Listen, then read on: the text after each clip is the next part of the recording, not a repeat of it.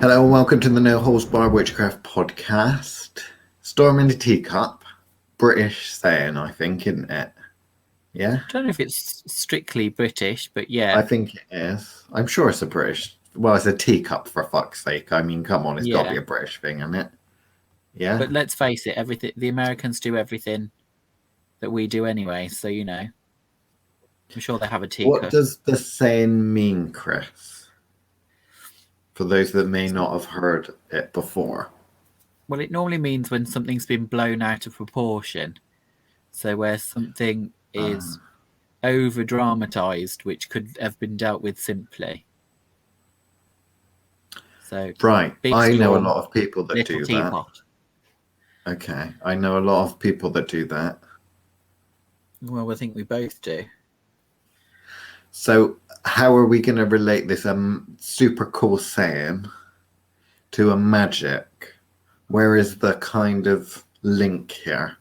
Because it's a magical podcast, so there must be a link. I mean, it didn't get number 153 in the podcast title archive for no reason. There must have been some sort of point way back when, a year ago, when we thought of the title, that there was a lesson to be learned.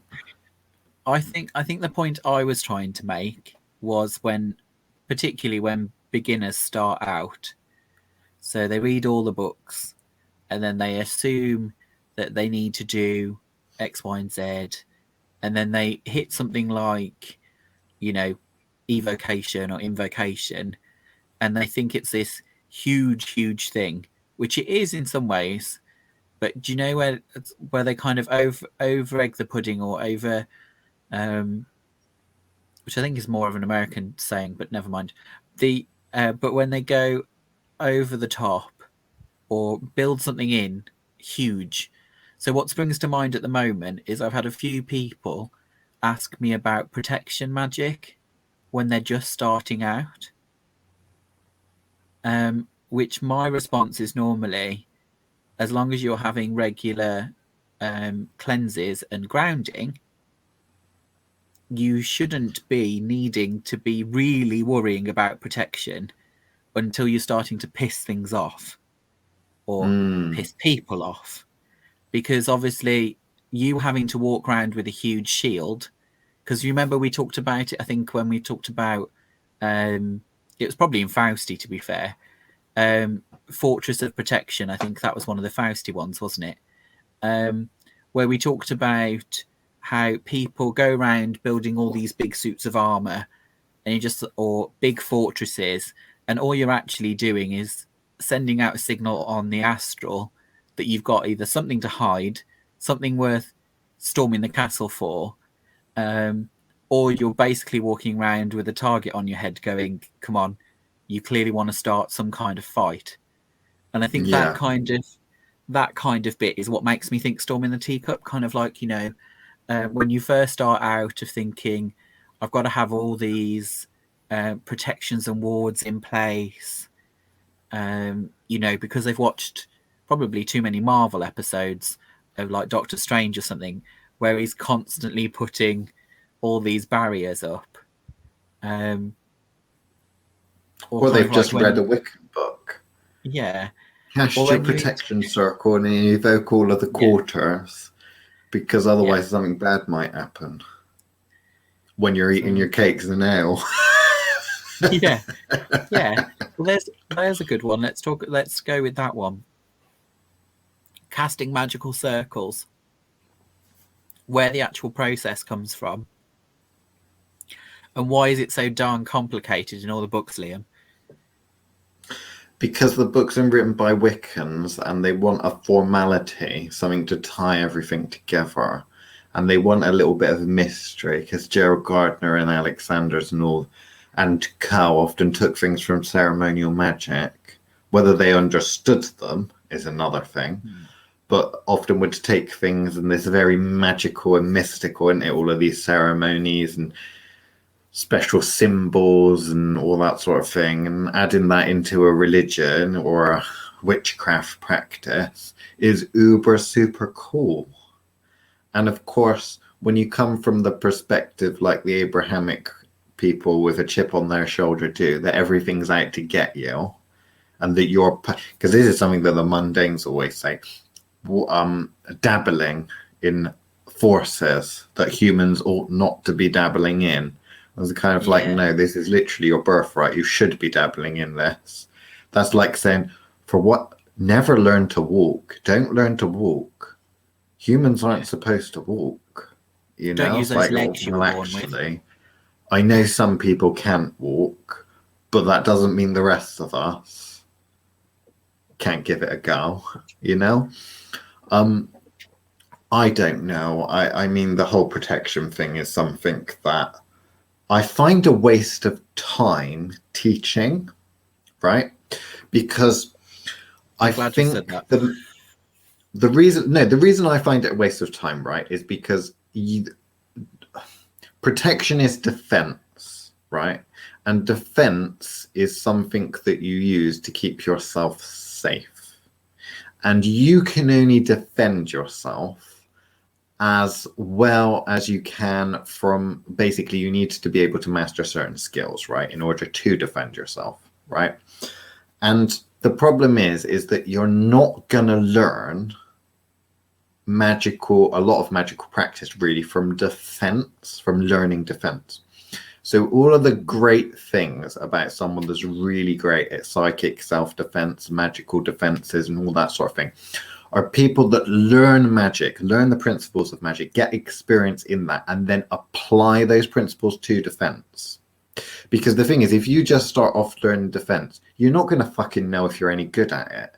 Because you'll think, well, I'm not being attacked, so it must be working, until obviously the time when a wolf comes along and blows the house down, and then you're like, oh fuck, that must have been something powerful, and it was just some sort of fucking, what is it they always go on about, shadow person. Yeah. No, I must agree. Like I avoid it, and actually when people start to ask about it, my first thing I normally say is, well, do you think I have massive wards around me, and huge fortresses, and they're kind of like, well, yeah, you kind of, when they throw that kind of super witch thing at you, which is my latest favorite thing to be thrown at me. But from that point of view, I'm like, well, no, because for me, I go down to the fact that castles were generally built as metaphoric fucking dick waving.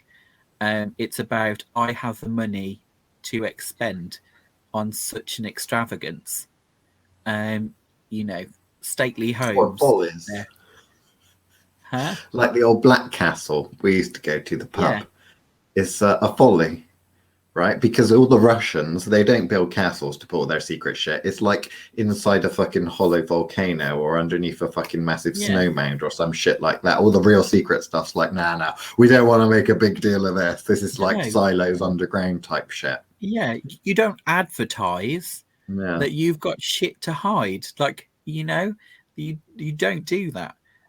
Obviously, we as super witches kind of try and have as low a profile as possible from an astral perspective, because people remember what we do or have done, and therefore come for us. Reputation, you mean?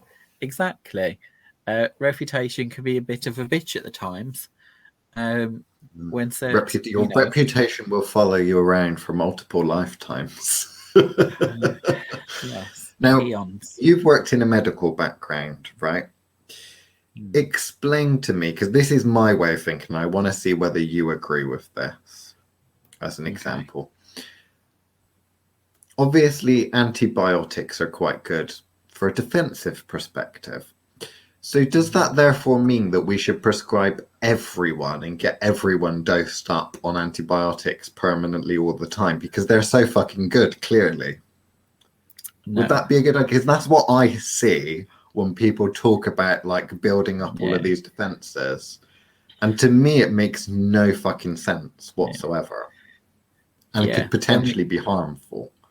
Yeah, there we have that's what you're calling you're calling on antibiotic resistance there, aren't you?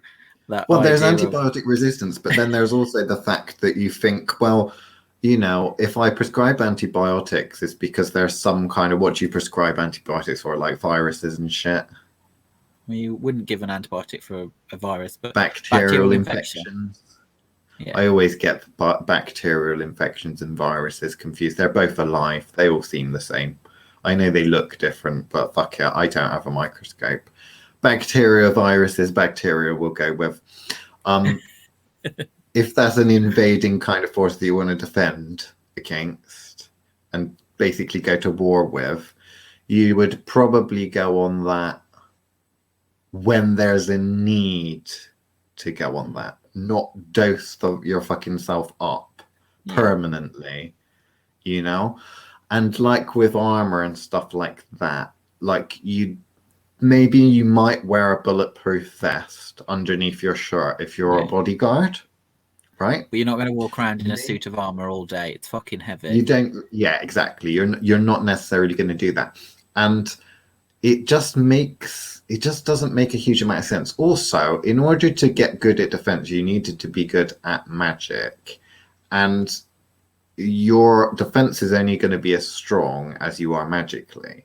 So it kind of also doesn't make much sense from beginner's perspective. And then when you talk about defensive magic, to be honest, a lot of it will be problem solving to a certain extent. So when you do go about attracting attention, eventually things will attack you. Eventually things will, you'll pick up parasites, all of this sort of thing. And at that point, you need to be able to diagnose and understand what the problem is and then defend or fix the situation. If you're going around basically like the parents that wrap their kids in cotton wool and don't let them get exposed, they end up being like really sickly, weakly kids, don't they?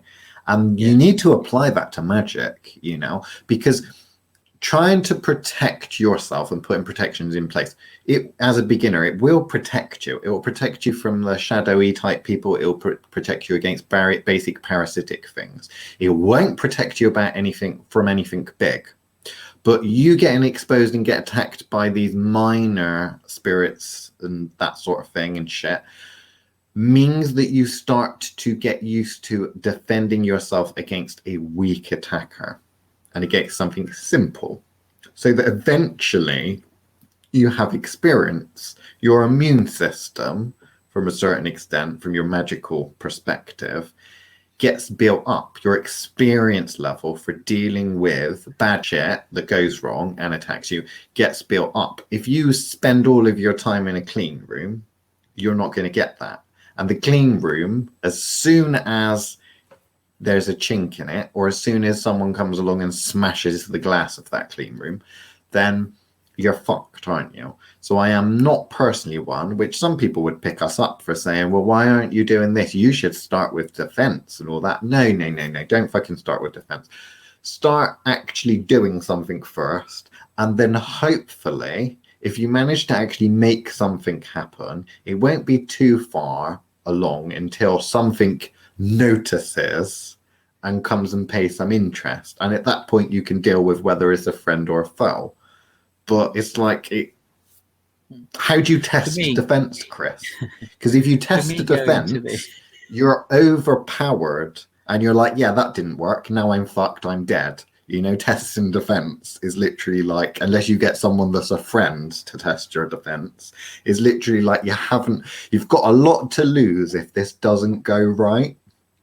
Whereas other aspects of magic, you don't. If you're doing a basic money spell and it goes wrong, you didn't manifest the coins. You didn't manifest the money, right? Or Granny died and you didn't mean to kill her off.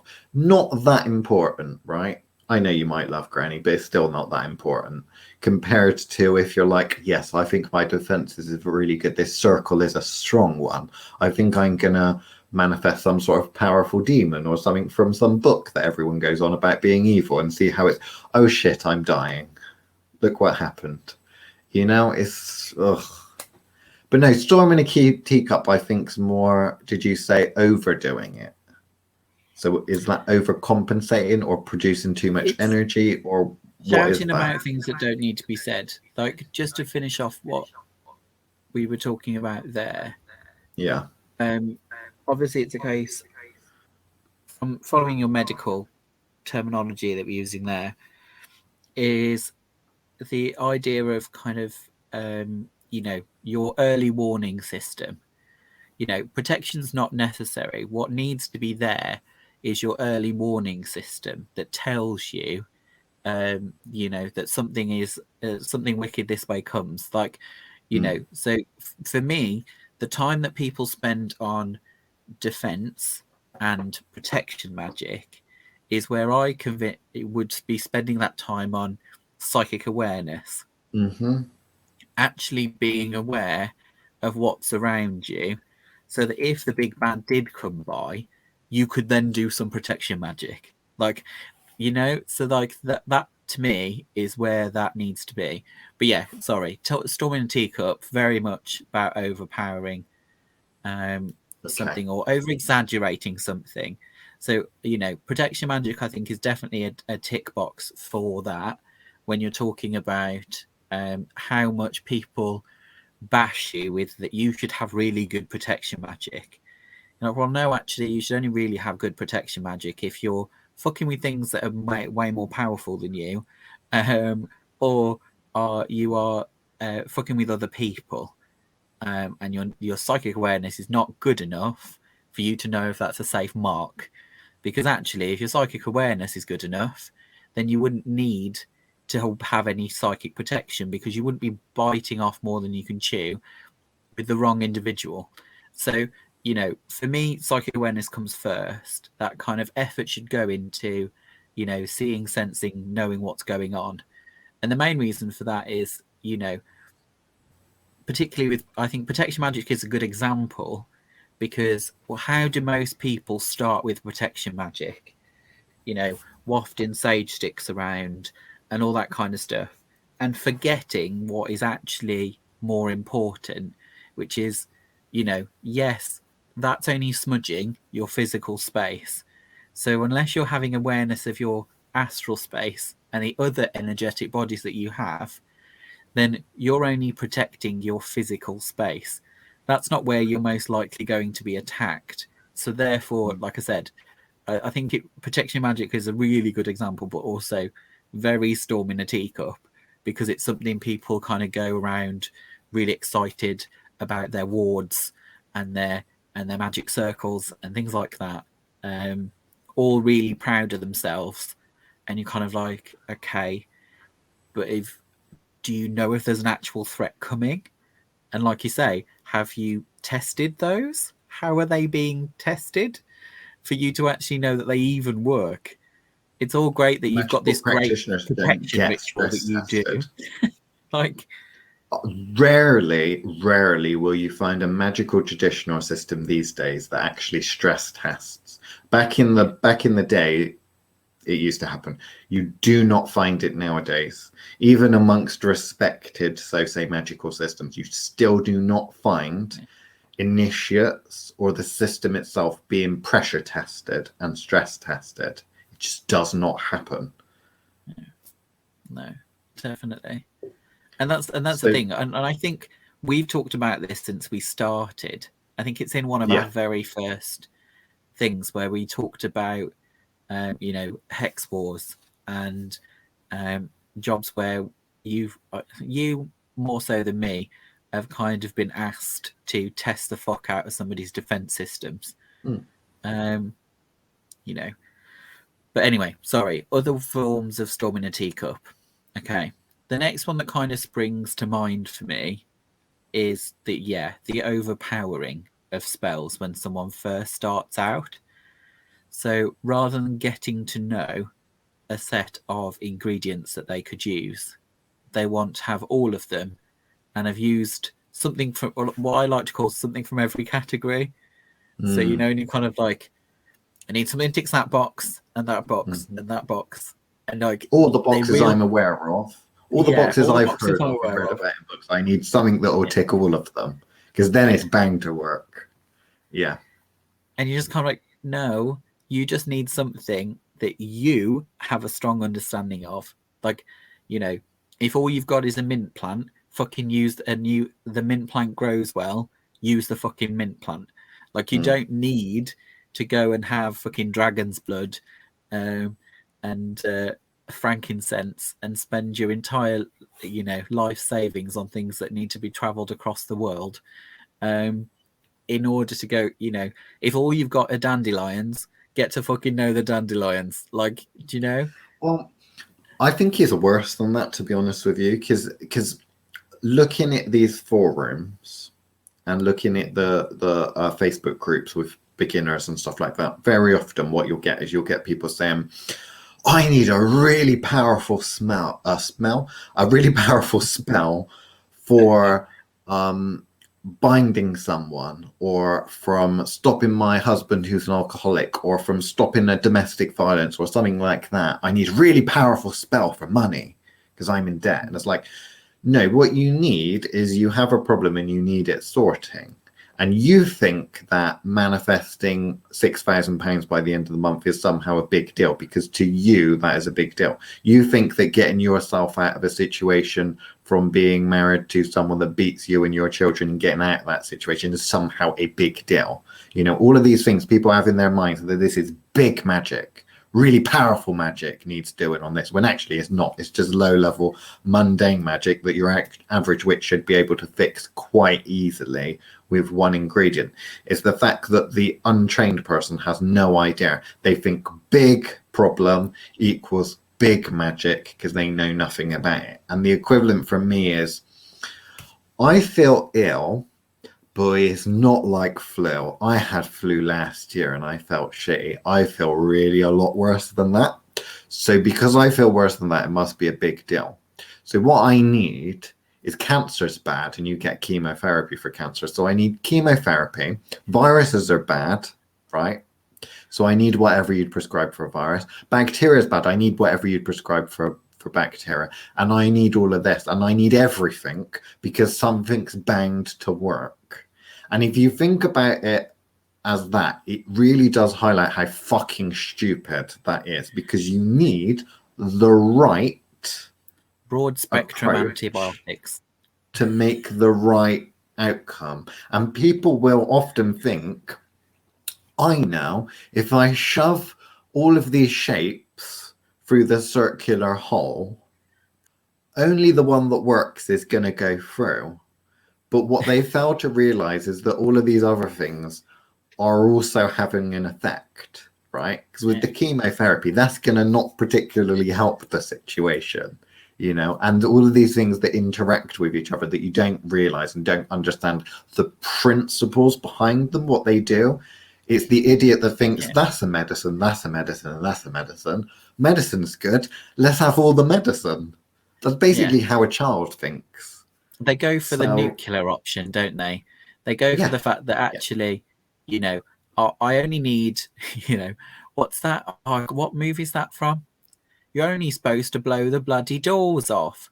Oh, the Italian Job. The Italian Job, there you go. Where you just literally a case of, that's the job, that's the issue. It is okay, well, actually, if you thought about this intellectually, rather than thinking about this as a mundane seeking magic, which I feel that is the approach. That is the approach for one of them. When I watch all of the TV shows, they put all this shit in a cauldron, or the Sword in the Stone or whatever it is that's got Merlin on.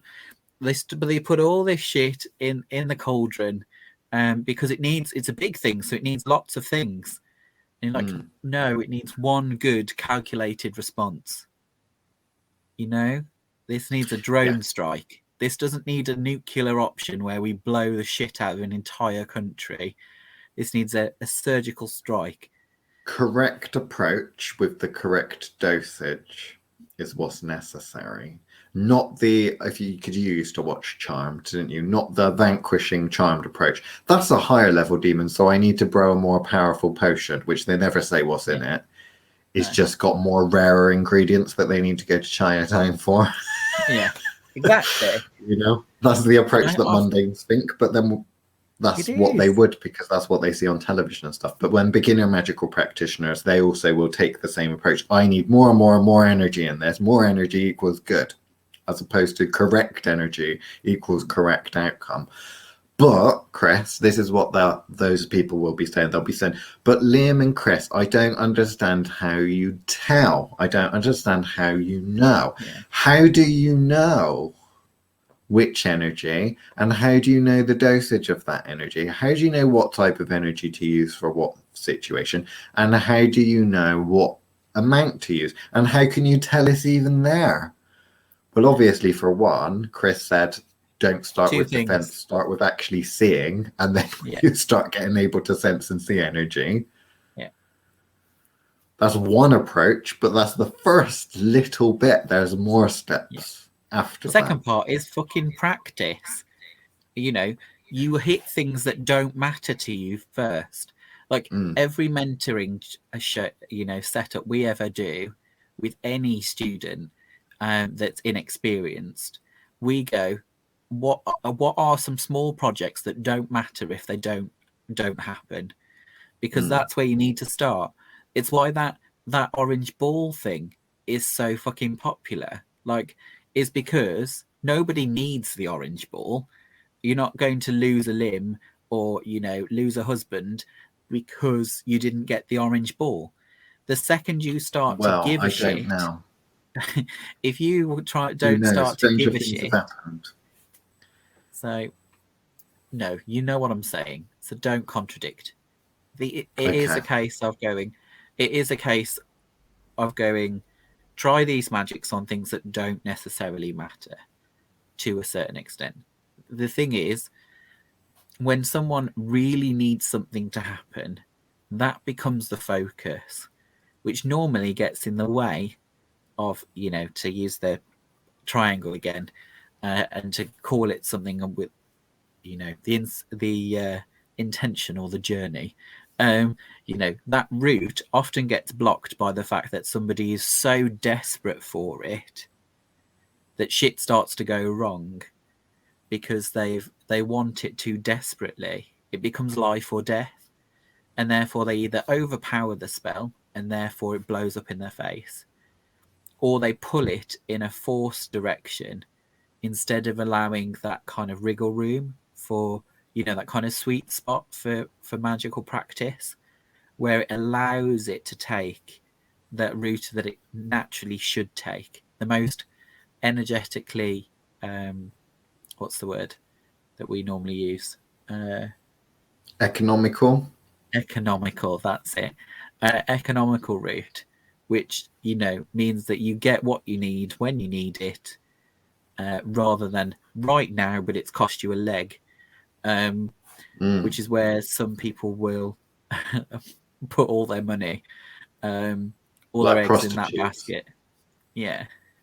Because there's some prostitutes which would say, I only do this and I charge X amount for that. But there are other scummy prostitutes that would say, how much money you got? I'll tell you what I'll do for that. Oh, you've only got 20 quid? That's 2-minute blowjob, you know, from a ladyboy or something like that in Thailand.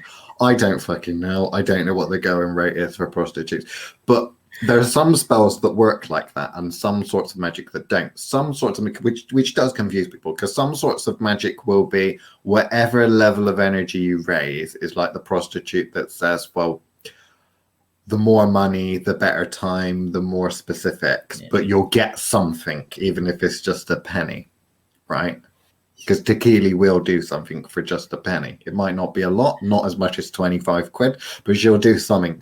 Whereas other sorts of magic is a case of you need a minimum barrier of entry. You need a minimum amount of power, that sort of thing, in order to have any effect whatsoever.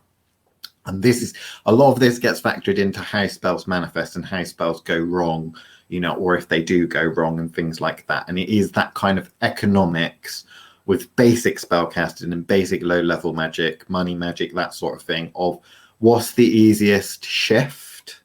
Because it's shifting at that point. Is things, you're not talking about reprogramming the laws of physics. You're not talking about big level magic, which requires a minimum barrier of energy to the order to get that, and it's normally quite high. What you're talking about is, I've got this amount, how much can I shift?